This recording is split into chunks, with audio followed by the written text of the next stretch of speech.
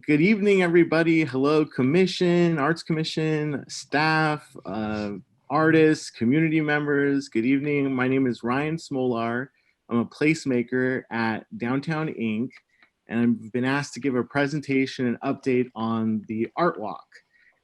Also representing a little bit Santa Ana Business Council because they're a huge partner of ours in all things and in Artwalk. So tonight, I'm going to go through just introducing myself. We'll go through the Artwalk experience for those of us who maybe don't know it and none of us have been in a while. Just a little quick reminder video. We'll go over how the downtown bid groups contribute to the Artwalk. We'll talk about some of the challenges facing Artwalk right now. Why isn't Artwalk happening right this moment? We'll talk about that. And we will also talk about some of the opportunities for post-pandemic aware Artwalk. All right, so just a little bit about me. I actually come from up the road a little bit, Long Beach, and that's where I got involved in the arts. I actually got involved in downtowns and downtown management through the arts. I was an Artist Village neighborhood board member there with Dennis Huey, who was over there, but also over here at the Coos and the Yoast. I produced arts and culture festivals there. The biggest one was $200,000 Arts and Culture Festival. I built the Long Beach Artists Registry for the Arts Council for Long Beach there. I wrote about arts and culture in the local newspapers there, and also the OC Weekly, some stuff there as well. I was a community engagement consultant for the Arts Council there under Craig Watson, who is the director and went on to be the director of the California Arts Council for several years and bring millions of dollars into the arts, and with his partnership with Rick Stein into OC Arts in particular.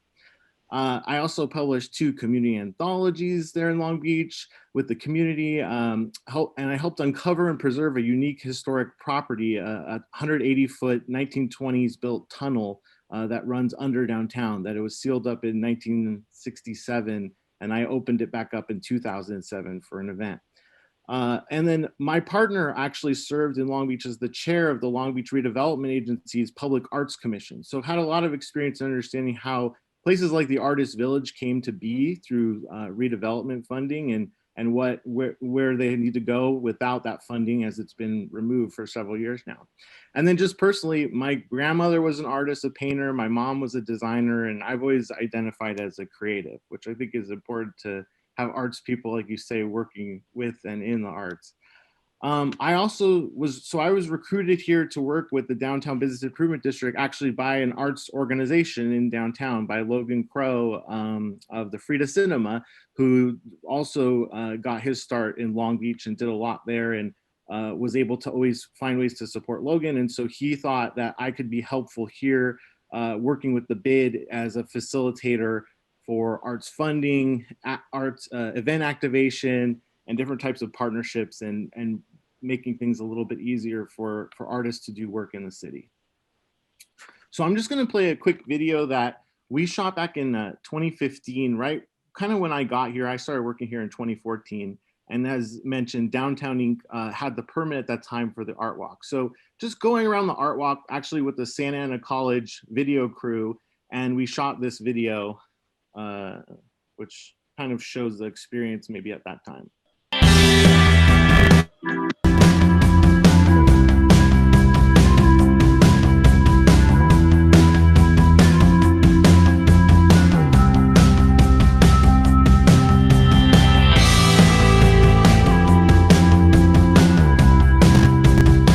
We have really unique people come here. A lot of the vendors are pretty unique, and they come up with really creative ideas.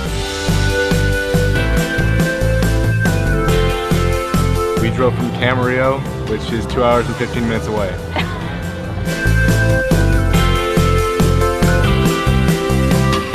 I think they should come out because it's supporting the community, supporting the vendors, supporting the artists. And it's a wonderful place to get out and just enjoy the evening. Well, I'm Stephen Anderson. I'm Executive Director of Orange County Center for Contemporary Art, and welcome to Chaos Theory. It's kind of a fundraiser show and a show that anybody can enter. There's 173 artists in the show, over 500 pieces of art. It's packed, everybody's having fun, so obviously it was a great turnout. It's good for everyone to come down here so they can support all the local talent we have. It's important to get out and support smaller artists. You're not going to find all these artists in galleries. You're going to find a lot of stuff that you wouldn't see online. There's a lot of people that make really cool stuff that don't get recognized, and I feel like there's so much going on in the community, and like it's a good thing to do. I think people should come down to the art walk to just check out new vendors, check out local brands, check out lots of awesome art. It's always a good mix of people. I've never seen anything like this.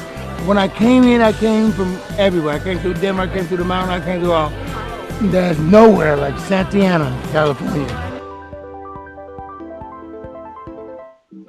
That seemed pretty great and something that we definitely wanted to invest in and get behind. And so I looked at, what do we do for Art Walk? We manage the Art Walk, we have the permits. So how does this all work and how do we get involved? And over the years, a lot of different layers have been added to the Art Walk from that point.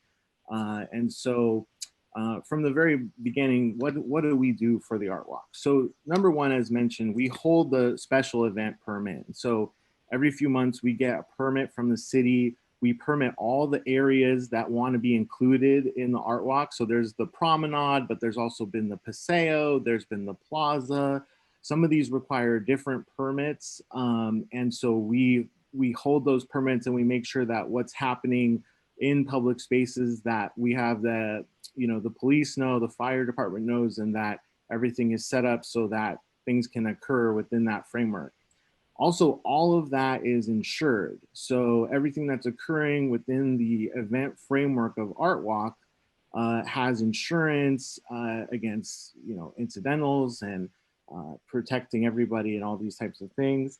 And then there's sub permits. So let's say, for example, you want to have a fire show or something like that, a flamethrower people that could have an additional fire permit that needs to be verified as well. The vendors on the promenade, each of the vendors has to have a business license, and that process used to be very complicated and cumbersome. And actually, through our work with the city and also with Yenny, the coordinator, and Jose, who's our operations guy, we've actually simplified that process for everybody so that people can get a one-time permit per year for, I think it's $25, and it's much more simple. At the base level, we provide a clean and safe police, fire, and waste coordination on the Art Walk. And I know that may sound kind of lame, but it is really critical and important. I can't tell you that every morning, the streets of Santa Ana are cleaned, graffiti's abated, there's power washing of the promenade. There were 5,000 calls for security needs last year. That was up from 2,500 calls the year before. There were 90,000 bags of trash pulled last year. That was up from 45,000 bags of trash pulled the year before. And that's with no budget increases. You're having double security calls. You're having double trash, and events contribute a lot to this. And so they're a big part of this infrastructure is these sub-level costs and coordination with police. If, for example, there's more people coming into an Art Walk, we adjust police numbers, we adjust security numbers. There's quite a bit of infrastructure going on in that level. And so it's definitely worth mentioning. Next is all of the marketing infrastructure. The Downtown Business Improvement District is really set up as a marketing account, and it's generated revenue from downtown to promote downtown. So we have a pretty big infrastructure with social media personnel, with websites for Art Walk, a website for Santa Ana Arts, our own downtown website, our newsletter that goes out every week that's professionally written, our social media channels, Instagram, Facebook, YouTube. Art Walk is promoted through all of those mediums, which it's quite an extensive process because we have to ingest all the material, and then we have to organize it, and then we have to distribute it effectively. So that's quite a huge piece as well. Then there's the infrastructure of, when I got there, people would come to Art Walk and they'd come to one part of it and not know about another. They'd come to the promenade, not know East End. They'd come to East End, not know West End. And so we invested in infrastructure like creating a map every single month with the specific content, because there's so many changes like galleries coming in and out, pop-ups, one-time anniversaries, a business that's going to have a show and it doesn't next month. So instead of having just one map, we invested a lot of time and money in custom printing, creating a map every single month. And even so, it's downtown's quite walkable, but people still, they don't know maybe to go a couple blocks this way or a couple blocks that way. And so we advocated for example, the downtown Artwalk trolley to run so that all the areas could be connected as well, so that people flow from different parts of downtown. Also, a very great infrastructure investment, it seemed, is documentation. And so for years, for 7 years now, we've had photographers, videographers, article writers documenting the art walk. We go around to every single gallery, try and shoot every single artist. We have an archive of even the galleries that are no longer here. And so hopefully it's a wishful project that one day to turn all this over to the history room, but we have 7 years of extreme documentation of the art walk. And primarily our vendors on this have been SAC Photography Club students who've been our helpers on that. We act as a front door to participating in Art Walk. This is from our Art Walk website, but let's say you want to be you're an arts vendor, you want to participate, you fill out a very simple form. The form comes into us, and then we distribute it to all of the event producers and hosts of different aspects of Art Walk. So as inquiries come in, they get forwarded to the entire Art Walk team, and so people can be sort of triaged to where it's most likely that they'd be able to be fit in as soon as possible. Over 1,000 people have actually used this form to get in touch with us. I'm sorry, and we also have forms for performances and for volunteering. And so if somebody wanted to perform at Art Walk, for example, they just get in touch with us, and then we start to fit them in, whether they become a paid act on the promenade or they get connected to a specific venue or something like that.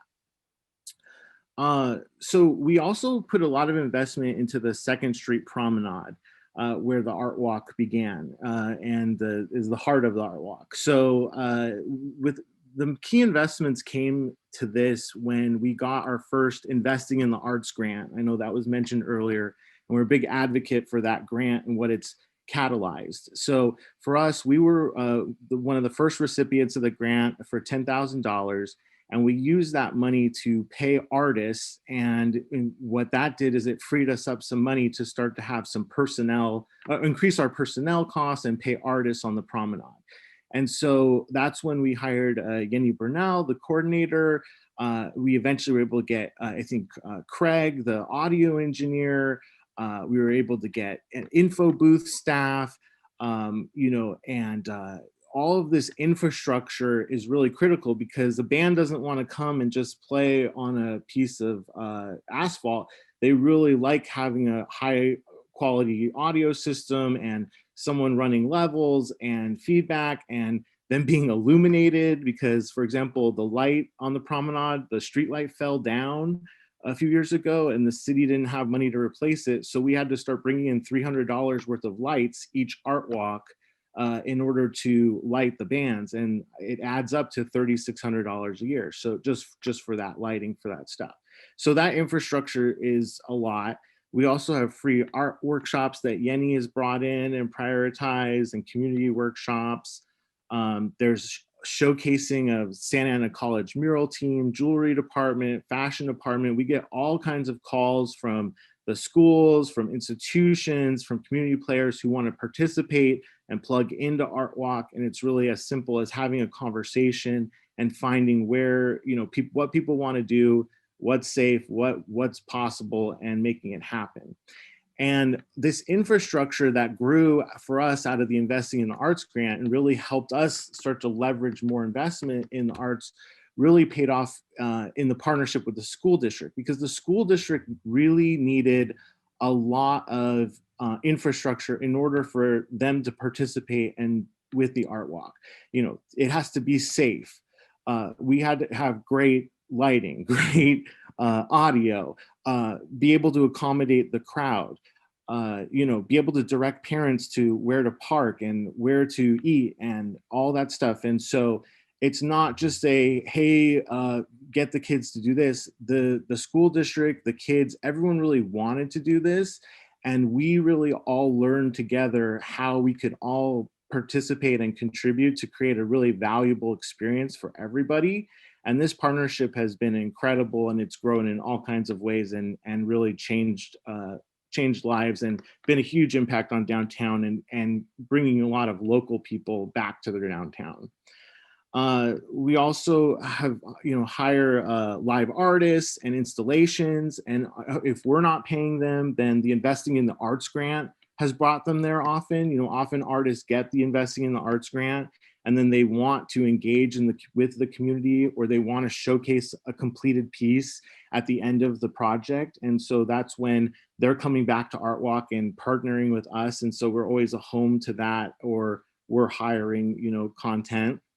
We're very open to, community booths, takeovers, and fringe festivals. So we get a lot of calls from the water department, OC Streetcar, OC Health, the census, groups that need to get out community messaging.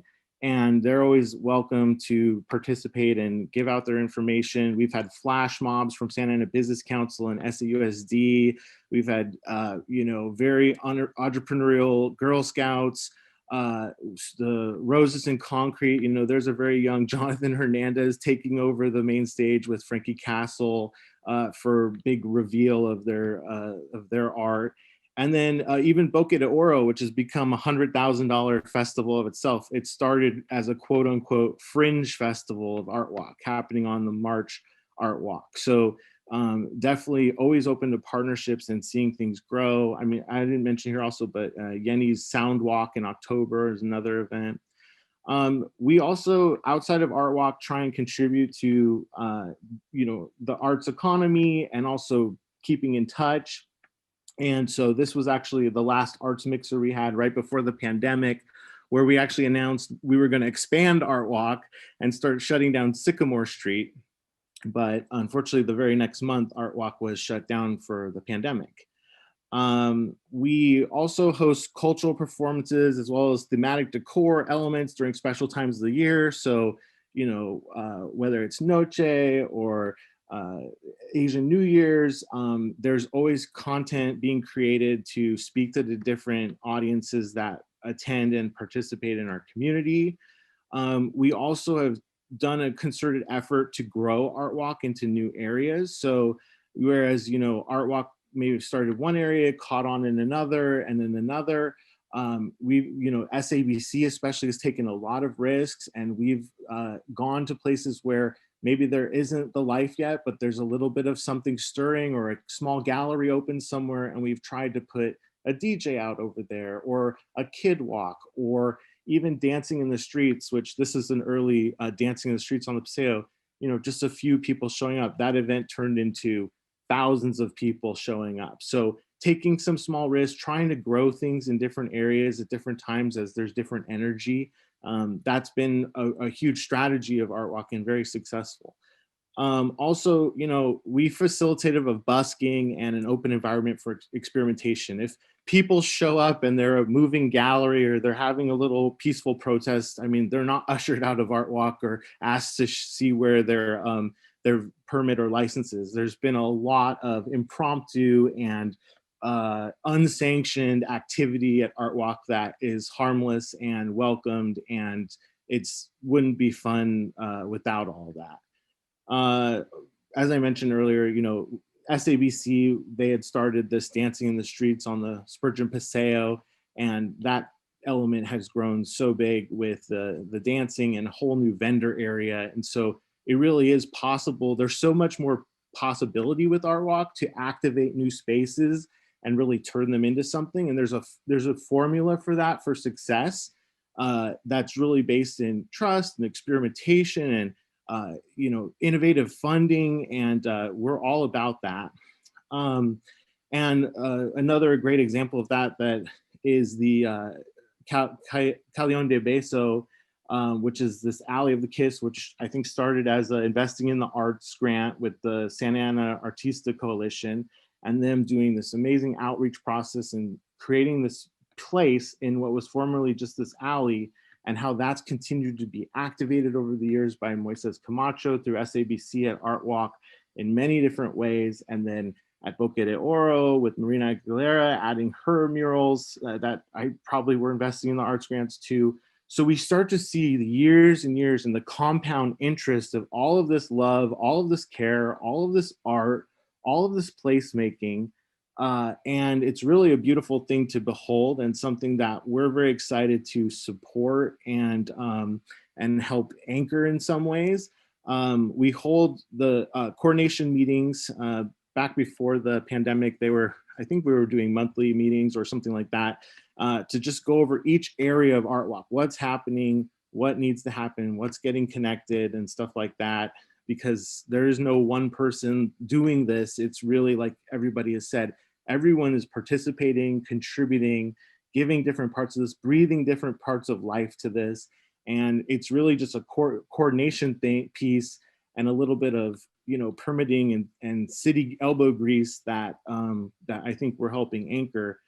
As I mentioned, like we also have, we look at the whole arts system as something we're very engaged in. And so we built an arts registry and an arts index of resources as well, so that local artists can receive calls for art and information from us. So we've distributed over $500,000 in grants, calls, and opportunities to over 300 Santa Ana artists through this tool. And this is a really effective way to for us to communicate with each other. And so definitely, if you're not aware of this tool and the registry, we'd love people to get on there so that we can continue to be in touch. And as things evolve, we can talk. Are people, I'm showing my screen, right? Is that right? Okay, thank you. I'm sorry. All right. Also, when the pandemic hit, we went right to digital that very next month. So that was really important to us, and all of us were really scared and we didn't know what was happening. And I think it's hard for us to even think back to like what that was like, but immediately everyone involved in Artwalk came together and we produced a 4-hour Facebook Live the very next Artwalk, and continued to do that through the whole brunt of the beginning of the pandemic, where people were glued to being at home. And so I thought that was a really amazing thing that happened, and we look forward to returning to in-person pandemic. So I mean in-person Artwalk. So where is Artwalk? Why isn't it happening right now? Well, there's a couple of challenges facing Artwalk right now. So number one is, the city has informed us up through now that they're not issuing special events permits. So you cannot have a special event on public space right now. That's a primary issue. Also, there's no temporary vendor permits on public space right now, which is also a huge cornerstone of the activations with Artwalk. The city just did announce that they, like literally today, they will begin reviewing permits for public park spaces starting June 15th. And Calle Cuatro Plaza is considered a public park, and that's one of the Artwalk areas. So that's very interesting. Another challenge, of course, is what was brought up, is that the downtown bid budgets, which are budgets that we've, over the course of several years have continued to grow and find new things to spend on Artwalk. They've been devastated by COVID. They're down 67% this year. Hopefully that's where we're at. And it's because the two primary sources for this revenue are business licenses from downtown area, and the parking revenue is the other source of the $200,000 that Downtown Inc. gets that's not clean and safe related. So those revenues are down, and that's really where we grew to spend money on Artwalk from the investing in the arts grants. So that's a challenge. But after COVID's over, these revenues are expected to bounce back. Then the other challenge is just that the galleries aren't open. So the art walk is anchored by 20 plus galleries and a few major institutions that have galleries that are all closed right now. And so we're in touch with them and hearing what's starting to happen, which it's really like, this is very timely because really things are just starting to come back online. OCA just announced they're going to have a limited access on May 1st. Studio Gene and the Santoras talking about summer. SAC Gallery reached out talking about they're looking at fall. And then just Grand Central just announced this meeting, June soft opening and September firm opening. So these are really hot, brand new pieces of information. And this is what is going to lead to Art Walk reopening, is these challenges being removed. So there are opportunities for Art Walk. We are hearing that, it sounds like there's a bit of a scare of where Art Walk is at, and we're hearing a lot of people's passion and support for Art Walk. And so it definitely is worth saying that, the downtown bids have directed over $500,000 to the Art Walk over the last 7 years. And a full year of Art Walk production really, right now costs under $100,000, and at $100,000 would be everything that we've had before and more. So we're talking about very small amounts of money compared to what probably should be invested in the arts, should be invested in downtown, should be invested in our community. It's laughable, actually. But we don't have that money in those accounts this moment. And so if Art Walk was permissible, we're looking for money, we're going to find money, we're going to do Art Walk. But we do think that if people feel that there is an opportunity to tap new budgets and new partners for Art Walk and for the arts, we're all for that. And some of those might be the new Visitors Bureau with $2.4 million that's been established, or the $140 million CARES Act relief funding that's flowing through the city pipes right now. Or maybe there's unused city event funding because the city has canceled all their special events for 2021 as of this moment. I don't know, maybe they're changing their plan. And then cannabis funding or grants or sponsorships, or get as creative as you'd like. But I'm just pointing to a few sources that could be additional sources for Art Walk or for the arts in general, and we're supportive of that. We want to see more money in the arts and more money in artists' pockets. And then so for us in general, for Art Walk, is also we need to revisit the permit process. So get permitting as soon as possible. Maybe there could be a permit available in the next few months. That would be really great in the next 2 months. Find ways to allow for vendors. That's a specific permit that also is specifically being not allowed right now. And then let's make it easier to activate different types of public space. There's private space, there's public space, there's park space. The Blue Lot is an amazing private space that the community has been able to utilize for Art Walk-like events, vendors, community, music, food trucks. There's some challenges there.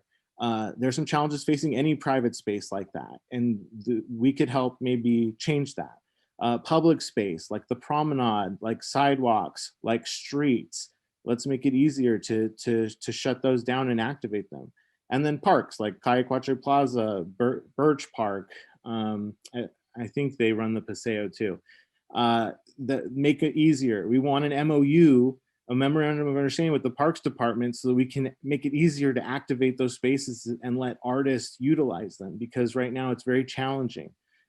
Also, it's a great time for Art Walk. During the pandemic, more event producers really cut their teeth downtown and were able to grow distinct events that reach different audiences and learn the ropes of how all this stuff works. And they're very competent and skilled.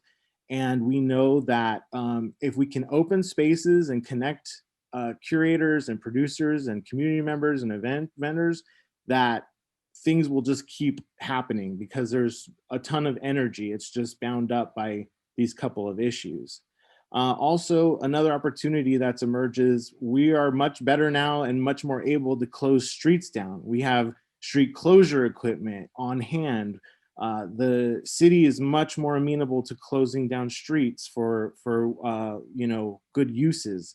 And also there's a lot of support, and there's a case study now for permanent infrastructure coming out of this. So when you build an awesome arts vendor area, then there's the potential that should be kiosks, or that it should be a marketplace or something like that. And so with our patios, which started as us purchasing a lot of pedestrian racks and K-rails and things like that, the intention was to set up patios for the restaurants during the pandemic, but then that would become our event inventory after the pandemic. So now we have an inventory of K-rails, of pedestrian rails that could be used to shut streets down.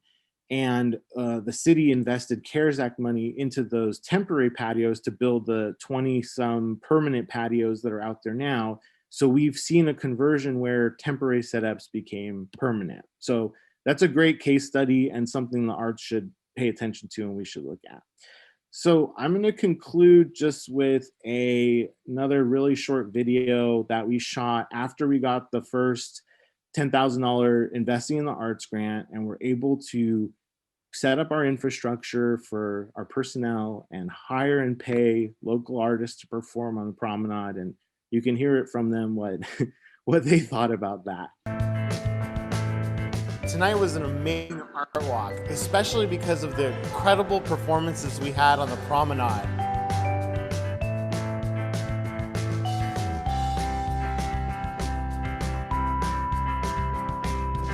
My name is Jeanette McMahon. I am the Visual and Performing Arts Coordinator at Godinez Fundamental High School and the producer of Fiddler on the Roof. Tonight, we had the opportunity to perform at Art Walk, selections from our show that is this week. And it was really fun to hear the kids perform, and we had music, and we had a huge crowd. It was really awesome.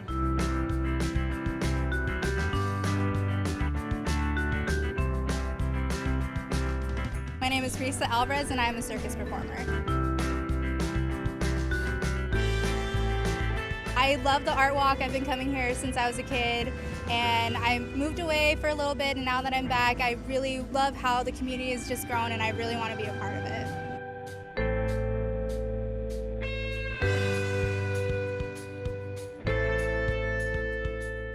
My name is Joaquin Martinez, and the band's name is Elite Fitness Downtown. It's an honor to play Art Walk because it happens once a month, and we get to be exposed to new people.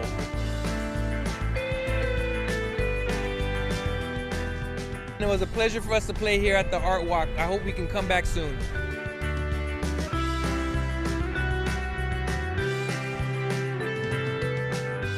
We'd like to thank the city of Santa Ana. They gave us a generous arts grant, which has allowed us to create all this amazing entertainment and also help fund local artists so they can stay here and make this a real artist village that everybody wants to be a part of.